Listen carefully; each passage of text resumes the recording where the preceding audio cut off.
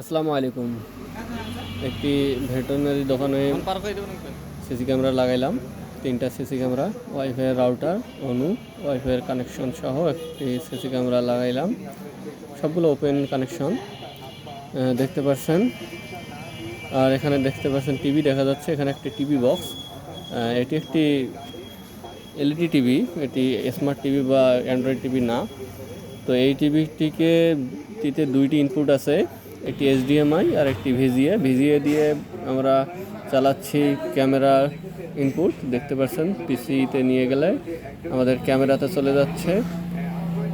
দেখেন, আমি রিমোট দিয়ে ইনপুটে গিয়ে এইচডিএমআই থেকে যখন পিসিতে দিছি তখন আমাদের ক্যামেরা চালু হয়েছে। আবার ইনপুটে গিয়ে যখন আমরা এইচডিএমআই দেব তখন চালু হয়ে যাবে ওনাদের টিভি বা ইউটিউব বা অ্যান্ড্রয়েড টিভিতে যা যা ফাংশন আছে এটি চলবে। এখানে অ্যান্ড্রয়েড বক্স লাগানো আছে।